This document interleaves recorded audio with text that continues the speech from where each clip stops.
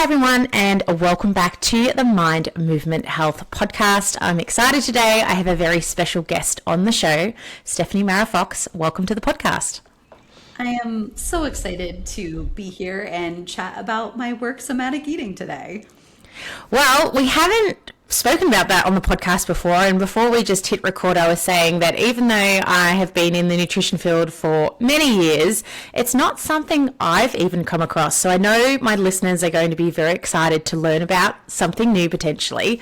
But before we dive in, can you just give our listeners a little bit of a brief introduction to who you are? Yeah, absolutely. So, first off, like you said, I'm Stephanie Mara.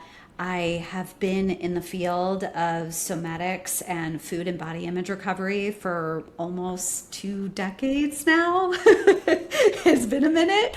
And so, what I really found through my own experience of navigating a decade-long experience from my teens into my early 20s of the binge restrict cycle and yo-yo dieting and a lot of body image insecurities was that a lot of the mainstream approaches to healing that did not work for me. And so where I like to talk about my work is the gaps that I was seeing, especially like a lot of people feel like intuitive eating is the gold star for food and body image recovery. And what I found is it didn't necessarily work for me, and it didn't work for the hundreds of people I've now worked with. And there were pieces that were missing that I started to discover when I got more into the field of somatics. So I have my master's degree in somatic psychotherapy, and I'm actually currently getting my PhD in somatic psychology and doing research on binge eating disorder. So I'm very passionate about this work and what we're missing. And a lot of the times these approaches are approached from more of a cognitive lens rather than an embodiment lens.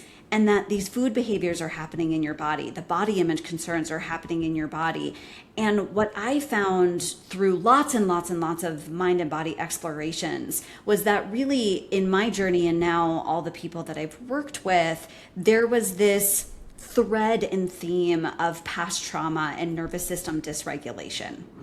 And it's a huge missing piece in the field of food recovery right now, is that we're still not incorporating the wisdom of why these food and body image coping behaviors came in to begin with.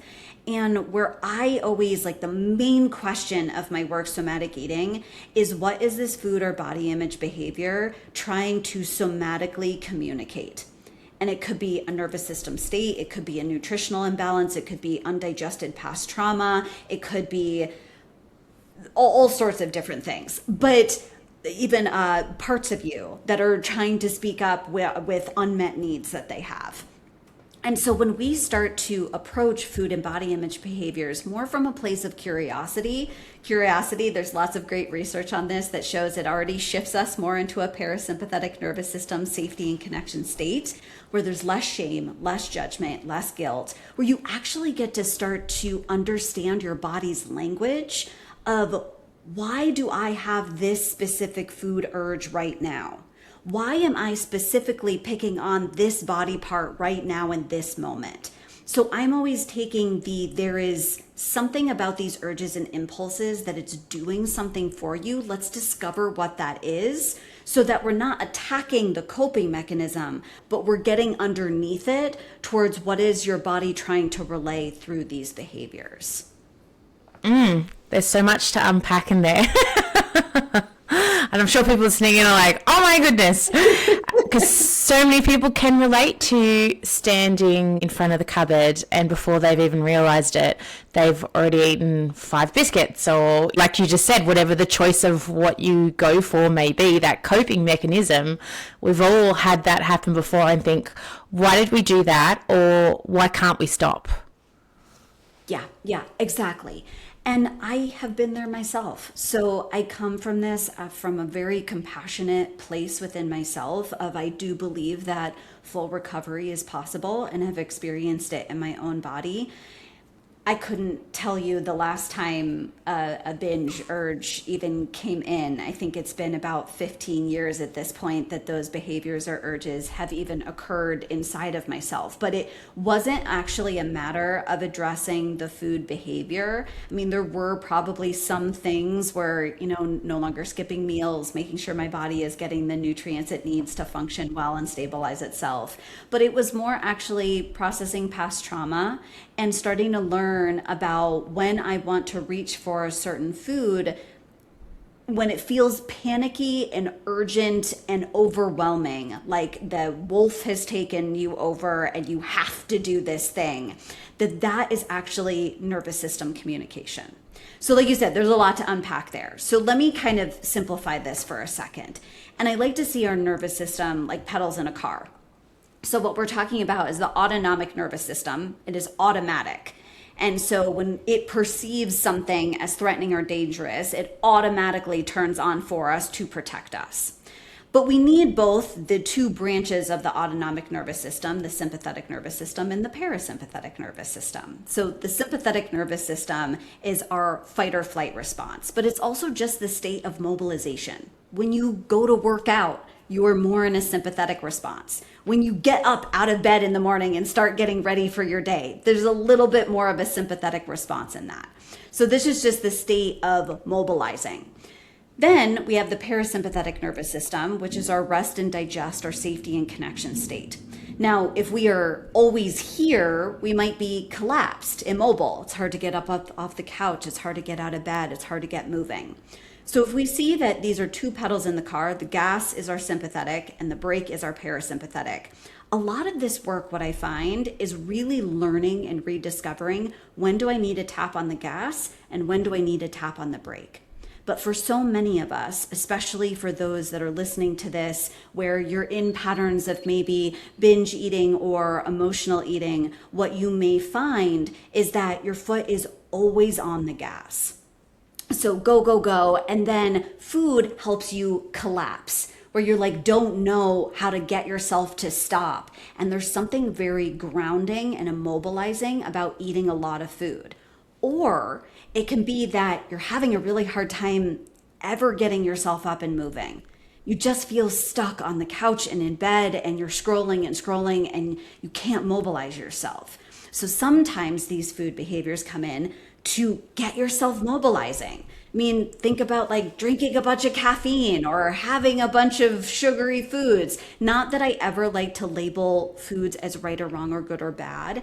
Like I really just like to see, what do these foods do in your body? Where do they take you in your nervous system? So you can discover kind of more food neutrality of all foods can support you in some way, and you get choice in when you want to utilize foods in specific ways. But when we're having a hard time getting up and getting moving, there are specific foods and specific amounts that are supporting you, and it's all based off of your nervous system states. And I suppose that's where some people can get down on themselves and be like, I really have to have those 3 coffees and I shouldn't have to have those 3 coffees, but if I don't have those 3 coffees, I'm not going to going. And then you're going to get that kind of negative talk cycle alongside of it at the same time. Yes, exactly. And something really interesting that you just pointed out was about 80% of communication is coming from our body up to our brain. So even the ways that we are thinking is communication for how we're feeling. So even if you start catching your thoughts and hearing that internal judger, we can even start to meet that with curiosity too, of like, if I could describe this as an energy or a felt sense, what does this sound like? So even when we're in a battle with ourselves, like, oh, I shouldn't do this. Should I do this? Should I eat this? Should I not eat this? There's some fight response in that already we can say, this isn't really about the food. This is about, I'm in a sympathetic nervous system response of fight or flight. I'm trying to find the reason. Like our brain is trying to scan our environment to be like, well, why do you feel like you're in danger? And then it gets pinned sometimes on food or body image. But really, it's that maybe something in your environment triggered you from a past experience. You got into an argument with a loved one and it reminded you the way that your parents used to treat you when you were younger. And now suddenly your sympathetic nervous system turns on for you because you feel threatened and endangered. And your brain is like, okay, but your parents are not in the environment right now. So, like, what's the danger here? And sometimes it just finds it through, well, it's food. It's like, should we drink that extra coffee? Should we eat this thing? Is that right? Is that wrong? But really, we're just trying to manage an activation that is happening inside of ourselves. And so I find that the more that we can slow down and be like, okay, can we see that food has become bodily communication around how I'm feeling? So we don't actually want to get rid of it at first. It's a language that your body has learned that you will listen to. Like, how many times when you've been like, oh, I just want to eat a whole bunch of fill in the blank food, cake, cookies, chips, pizza, whatever it is. And every time we've listened to it. So our body learns and adapts. It's like, oh, when I tell you to go eat this thing, you will listen to me. And so it becomes a way to try to manage your nervous system states. It also becomes a way of it to try to communicate, help, like, I need your help here. I don't feel safe. And if we don't know how to interpret what our body's trying to say, then we just feel like we're stuck in food behaviors that we don't want to be in. And you feel like you're in this battle with food when the food is actually trying to help you. I always like to say that food and body image behaviors were the answer, not the problem.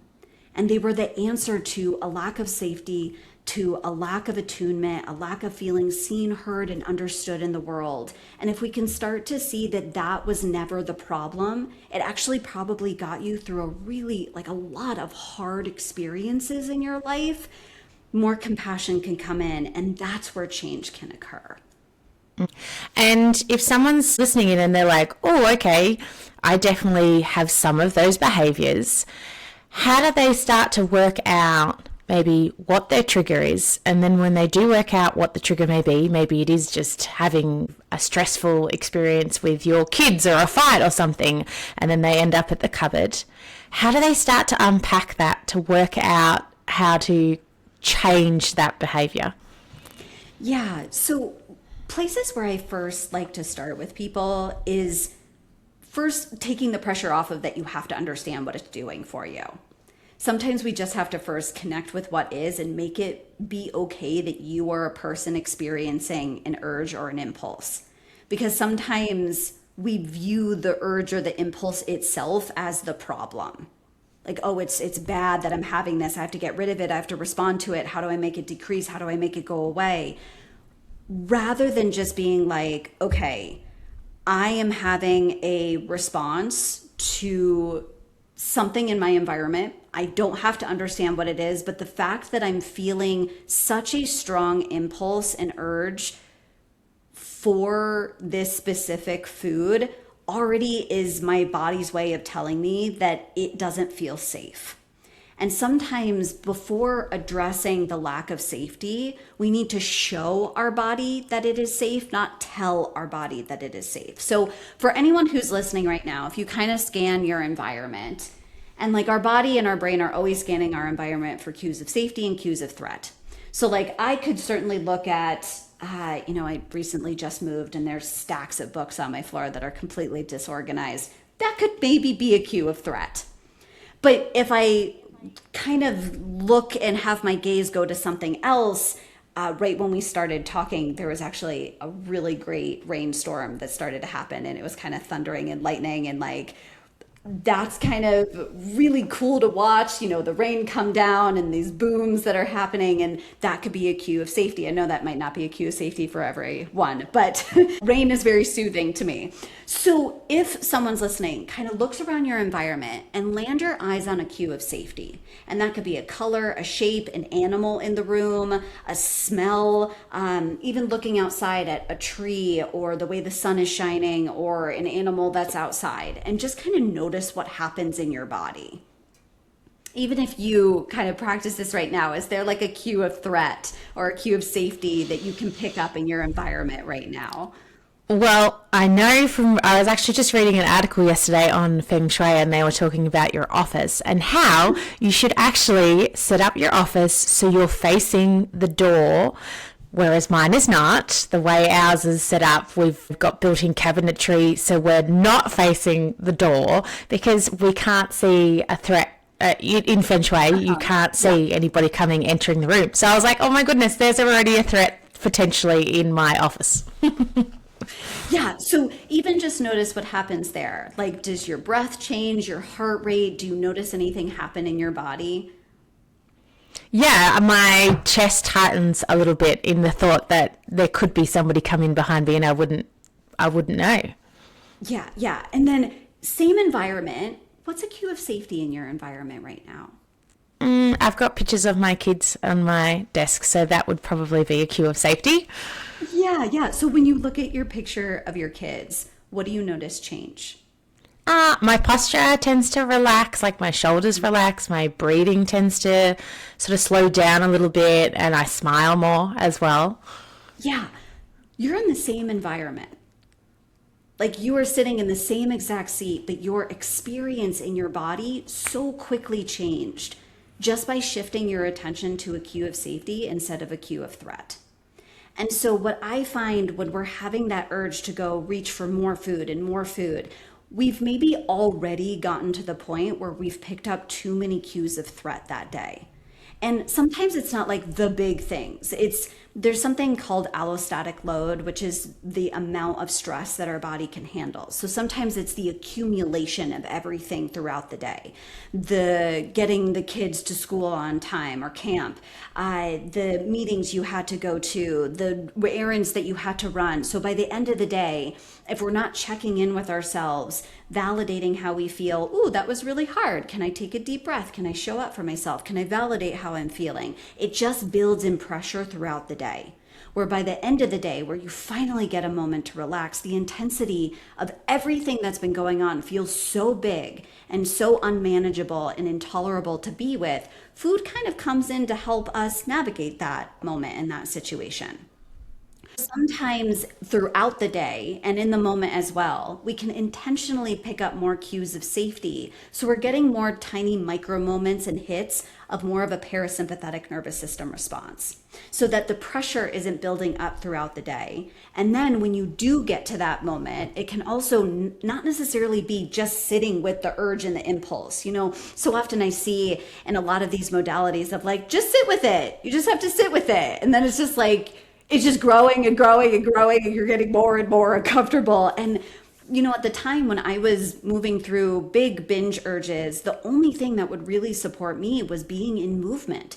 I mean, that's how I really got into somatic work, was how much I saw movement be supportive. And it wasn't like exercise. It was specifically being in my body and moving in ways that it wanted to move, maybe to a song, maybe taking a walk in a certain environment.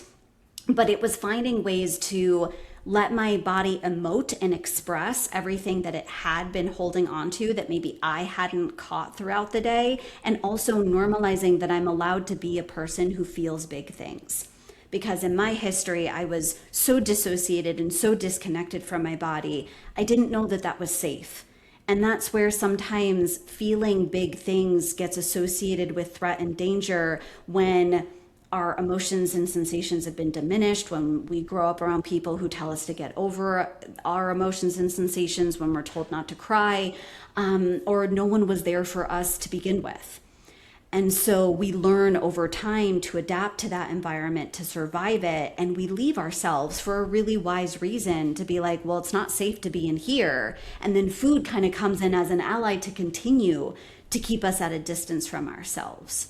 So coming back to your original question of, well, what do we do like in the moment? Sometimes it's everything that actually has been happening before that moment even arrives. Because by the time the moment comes where you feel a big binge urge, I always think of it as like the train has left the station. And so usually you're already not embodied, you're already not connected. And at that point, yes, if you're practicing picking up cues of safety, trying to connect with yourself throughout the day, validate how you feel. Sometimes even when we're so disconnected from ourselves, like kind of squeezing your body a little bit or like patting your body down in moments where you feel like I'm not here, just to bring in a different sensation, to be like, okay, well, I just like held my hand, or I just patted my body or squeezed my arms, and then notice the reverberation of that, to kind of land back in the present moment of like, I'm still here, I still exist, I'm not a floating head, even though maybe sometimes feels that way. And then in the moment when you're like, I don't know how to navigate how big this binge urge is, I like to normalize it. Can you make it the best eating experience it can possibly be? And the moment that we take away judgment, shame, and guilt and start to say, I am owning the decision to choose food as a safety producer, as a regulator, as something that's going to support me right now, and I am not going to shame myself for that, you may actually find that you eat for a less amount of time and your experience of the food is different. Where if you're going to eat food and you want it for the pleasure and the relaxation of it, you might as well allow yourself to receive that. So sometimes it's like we're judging ourselves and then we're eating the food and judging ourselves while we're eating the food and not receiving the pleasure we wanted from the food to help us feel better. So I'm always like, okay, if you're in that moment and you want to choose food, own the decision to choose food. Let's decrease the shame and judgment. And then how can you make that the best eating experience? So where do you want to eat it? Do you want to eat it outside? Is there a favorite place in your home you love? Can you put it in your favorite bowl or on your favorite plate and really make it the most nourishing experience it can be, so that you get to move through that experience? And then sometimes you might feel grounded enough to be like, what was going on for me there? And then check out a little bit what was maybe coming up for you. But sometimes it's like, you know what? Food helped me feel a little bit better. Thank you, food. And you can just move on with your day. And if someone's listening in and they're like, yes, this is kind of resonating, but my life is very hectic right now. Maybe they've got little kids and they're on them first thing in the morning. So it's go, go, go from the start. And then they're at work and they're in highly stressful situations where they find it's hard to get that time to themselves because they're just, when they're on. Are things like breath work, or as you said, feeling the body, is that going to be enough to get them through? Or is there a sort of stage when that sort of stuff isn't working that we progress to something else? That is such a fantastic, important question, because I find especially in the somatic and nervous system worlds right now, we're getting all these messages on social media, these big practices that we have to spend abundant amount of time in, and you have to follow your impulse to the very end to process and sequence it through. That's not really what this work is about. I find that it's a lot more subtle and a lot more slow, and everything that you do counts. Literally every little thing that you do for yourself makes a difference for how you are able to embody and connect and feel safe to be inside of your body. So every time you take a pause between meetings to take a deep breath, that makes a difference. Every time when your kids drop off, you put a hand over your heart and you're like, that was a tough morning. I see you. You're doing good enough. I'm here for you in this. Oh yeah, there's tension in my chest. My belly's really tight. Okay, I've got myself in this. That doesn't have to take very long. That could take like 5 seconds. That makes a difference. So I call it embodied transitions. We have all of these transitions every single day. But usually in every transition, we're trying to fill it with something or do something or assess what needs to happen next. And if in every transition you have in the day, going in and out of the bathroom, dropping someone off, driving from point A to point B that you maybe do often throughout the week, if you can take a pause before you get in the car, if you can take a pause when you get out of the car, if you can take a pause when you sit down to go to the bathroom, if you can take a pause before you leave the bathroom, every time you I call them somatic pauses because we're not necessarily checking in cognitively with the thoughts that are going through our head, but just to notice and name what's here for me right now, that is enough. There's actually research that shows that when we bring language to emotion, it shifts us from our amygdala, the fear part of our brain, to our prefrontal cortex, where we do more rational, logical thought. So when you say, I'm feeling stress right now, it's not a matter that the stress is the problem. It's usually when the stress builds unnoticed, unconnected with, and undigested, that's where it becomes an issue, where we don't take time to recognize that was a stressful experience. Like even me just saying that, I notice a softening in my body. And recognizing that, like, yeah, it's normal and natural to have all the human experiences that we have. And what I find in somatic work, and one of my PhD teachers has talked about this, that if we can see that the whole point of somatic work is learning to build our capacity and how much intensity can I hold within myself. Because sometimes we feel really intense things. And it's not necessarily on the days where everything's going great and things are moving along and you're like, I'm feeling pretty good about myself today. And oh, I'm so proud of myself for like sitting down and eating my meals. And I like made a nourishing meal for myself. It's on the moments where things are really big, really intense, really stressful, that sometimes we don't know how to show up for ourselves in those moments. And if we can learn the difference between discomfort and danger.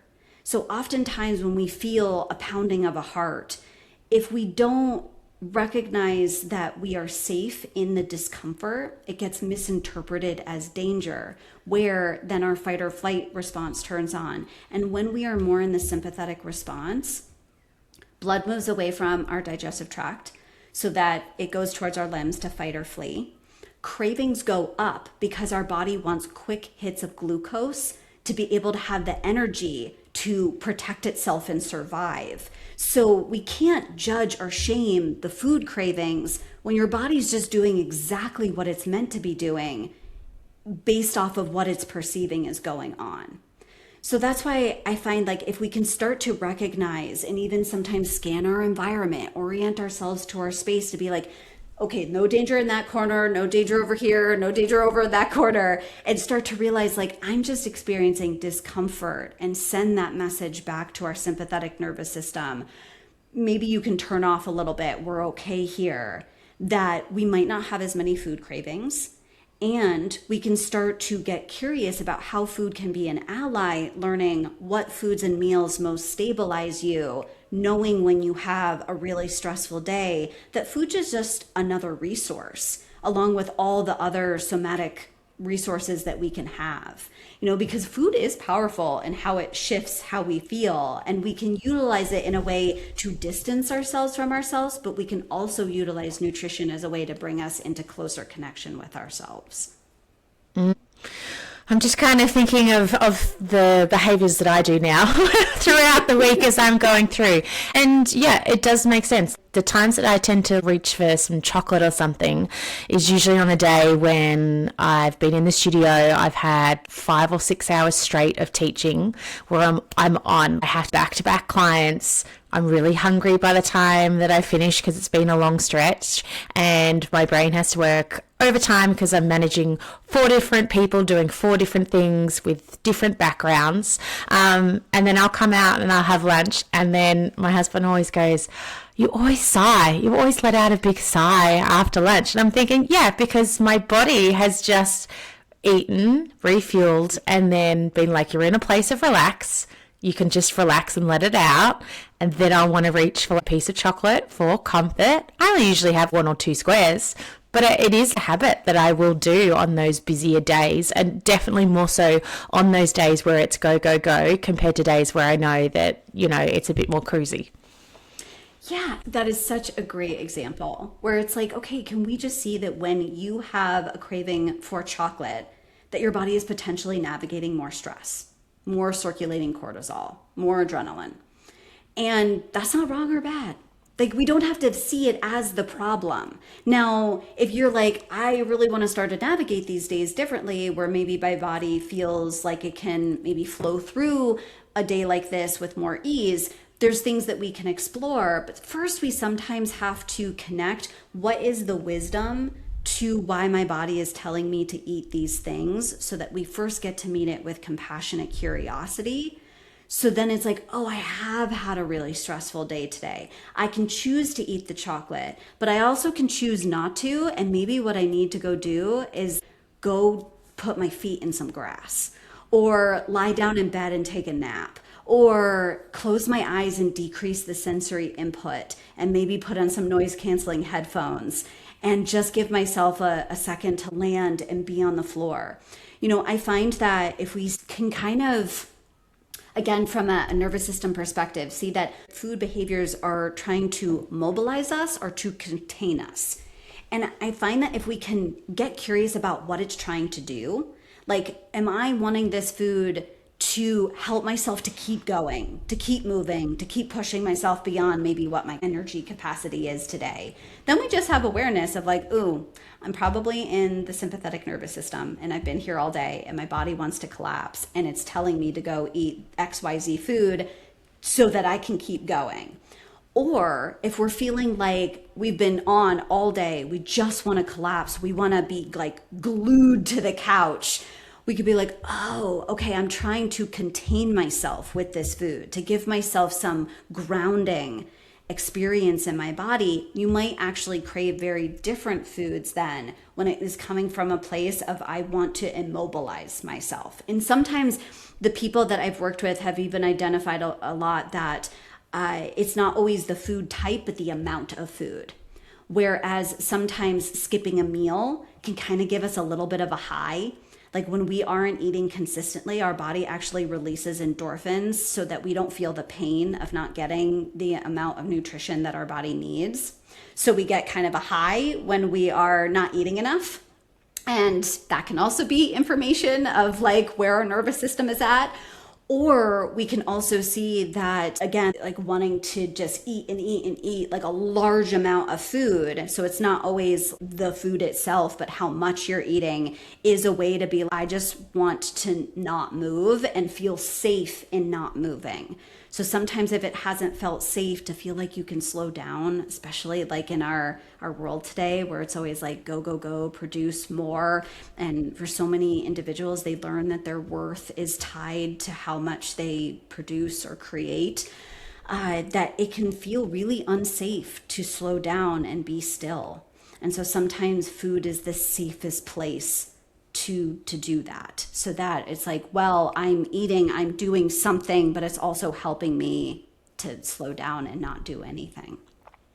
I can definitely relate to that last one because I was just thinking about it then. Yeah, I would reach for the square of chocolate because one, it's delicious, but two, it's quick. So I would get that feeling of calm, relaxation in a quick moment rather than, like you said, going outside and grounding or lying down and doing some breath work or something.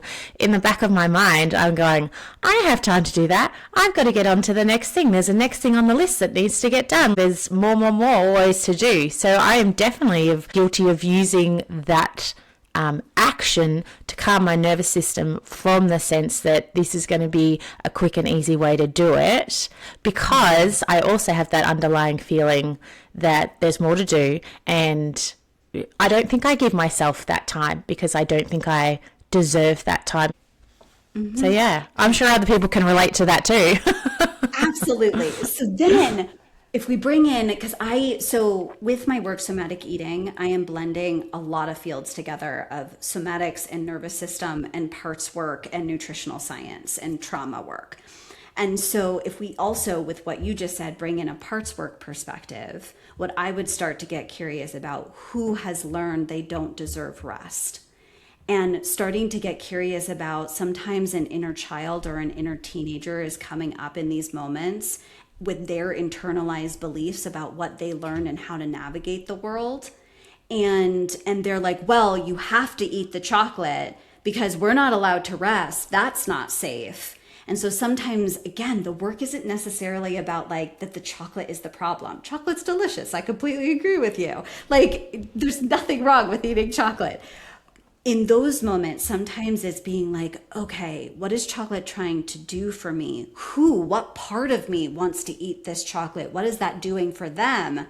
And then can I show up for this inner child or this inner teenager and validate their experience that it's really scary to slow down, isn't it? We learned that it wasn't safe. We got judged. We got ridiculed. We learned to keep going because it wasn't safe to kind of land in our environment growing up. So all of these things are adaptive.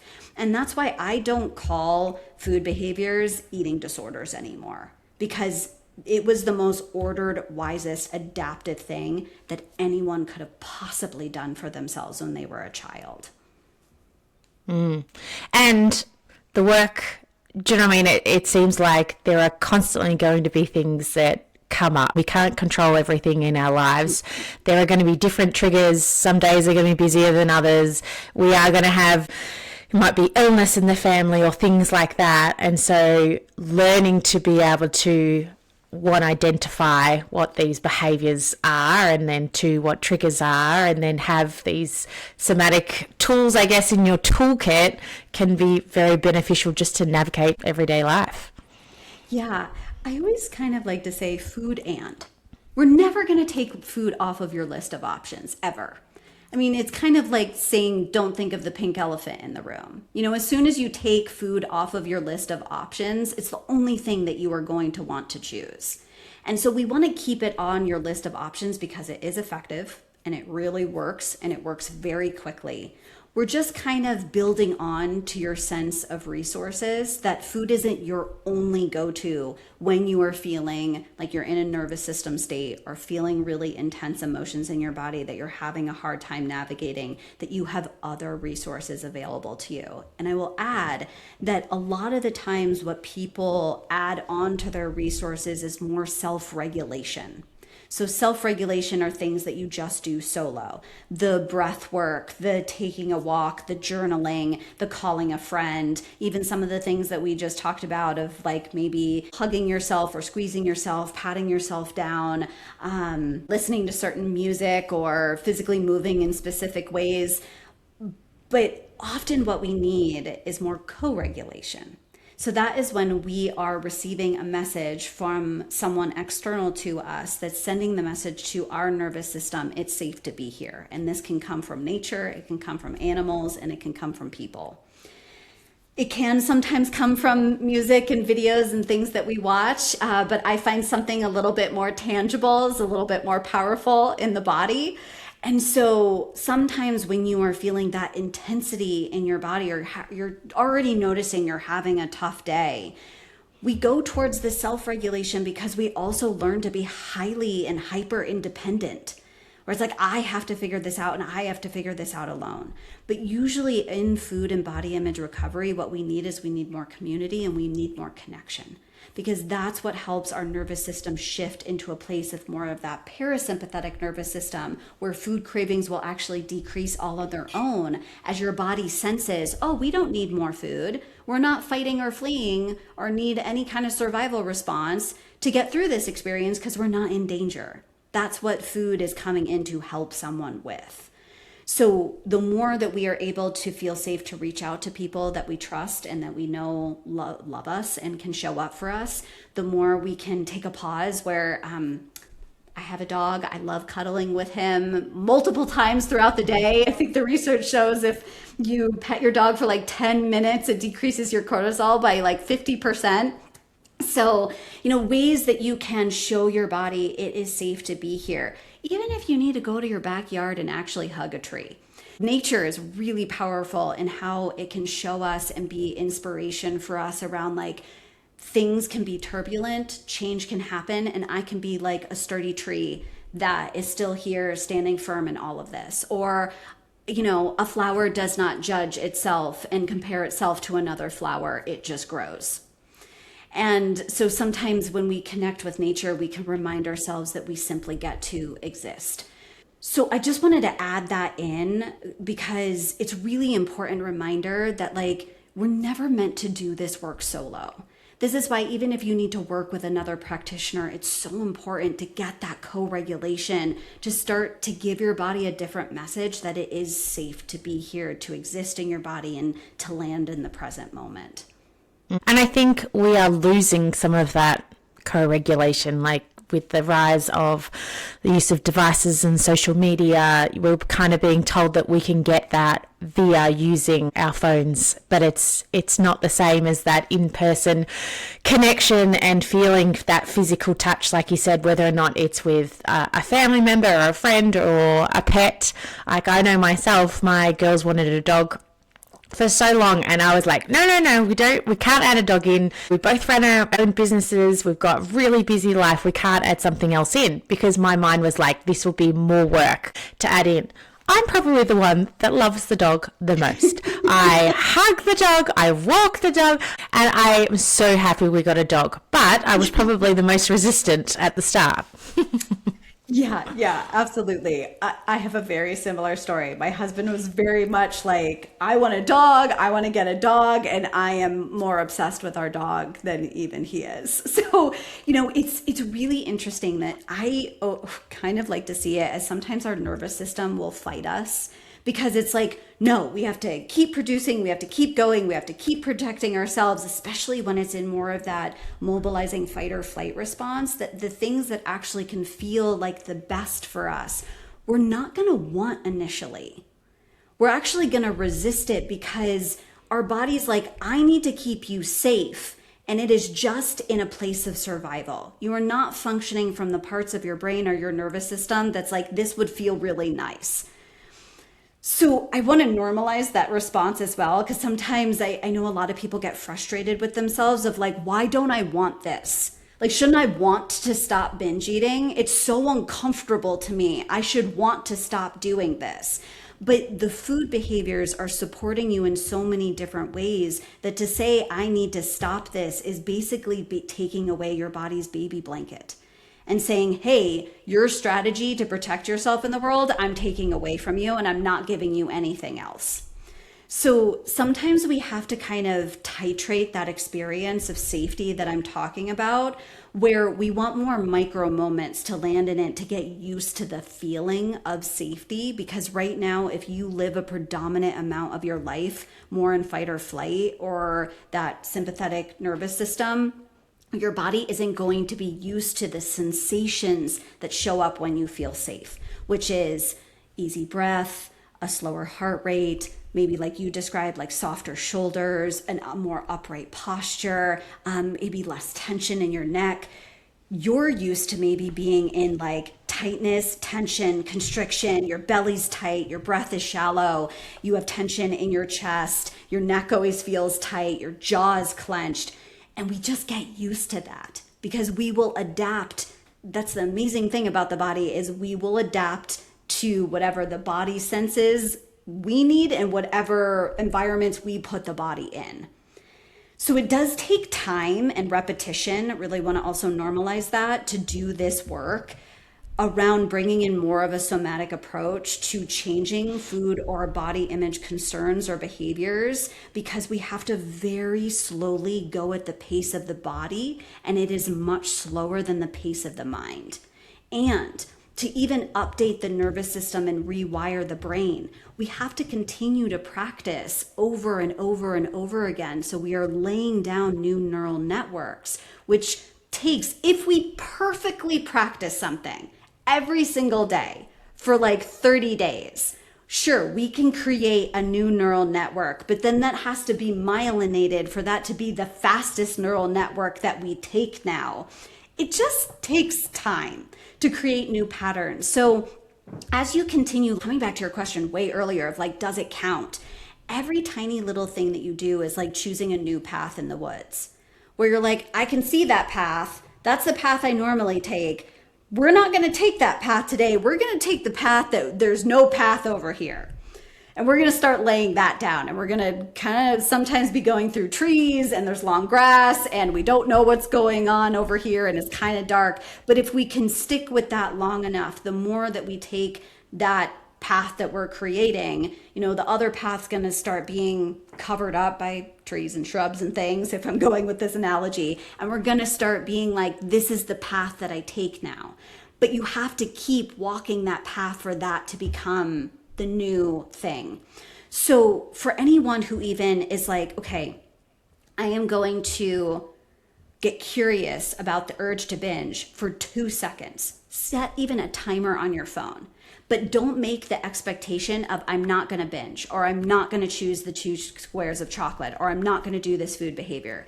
I'm just going to sit with what's here and get curious about how your body wants to move with that sensation. So if you have a lot of tension in your chest, for example, that you notice, do you need containment or do you need space? Do you need mobilization? So it's like, okay, if I was just going to give myself options, oh, my body really wants to be contained. It wants a hug. Okay, can I hold my chest for 2 seconds and then I'm going to go eat the food? Or, wow, I'm feeling a lot of anger and frustration over things that happened today, and I'm noticing that in my body, and I want to actually eat food to shove down the anger. Can I push against a wall and allow myself to lean into and feel the anger for 2 seconds, and then I'm going to go eat food? The more that you take those tiny little pauses to allow yourself to feel how you feel and notice that nothing bad happened, then next time it might be 5 seconds, and then it might be 10 seconds and 15. And it grows over time, where then you're noticing being like, I move through the entire experience of a binge urge, staying connected to myself, getting curious with myself, moving with myself, journaling with myself. And I didn't really feel like I needed food at the end of that, because I so was able to have the capacity to be with myself in everything that was showing up. And for maybe women that are listening in that are like, I think I can do that. I can definitely start to explore and identify and try some of these things. But there's that one time of the month where I feel like those urges are so overwhelming that just thinking about it now, when I'm in that moment, I don't know if this is going to be enough because hormones are raging and all the rest of it. Is there anything different that they can do? Or is it part of doing these practices and regulating the nervous system that those hormones will come a little bit more back into balance, and then those urges might not be as extreme? Well, what you're naming is, because I get it, especially with women who are still in their menstrual years or even moving through perimenopause, there can be a lot of intensity of sensation that's coming up in your body. And so some of the work that I like to do with people is to build your capacity to be with that amount of intensity, so that the food urge is coming in out of protection of feeling how you feel. But if you know that you can feel how you feel and move through that, what I have experienced in my own body is that your body stops suggesting food as the answer, because it starts to learn that isn't the answer anymore. That's not what we're going to go to. It's even not really going to help us be with the intensity that's showing up. So I find what you're describing is like starting to create a relationship with discomfort, and not make it bad or wrong, but coming closer to it and saying, discomfort, you're welcome here. Welcome discomfort to the table. And I think a lot of the times, especially with women, we're told to feel certain ways or express our emotions in certain ways, or, don't be that woman that's rageful or angry or things like that. And like, I find a lot of this work for a lot of women is like reclaiming your rage. And there are so many things that over the years you have potentially shoved down.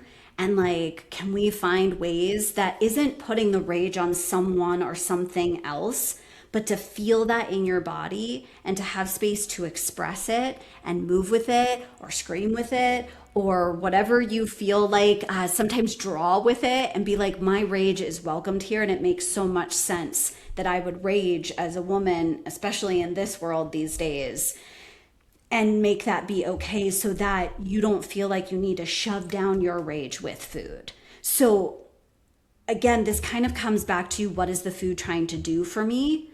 And is it okay for me to feel how I feel?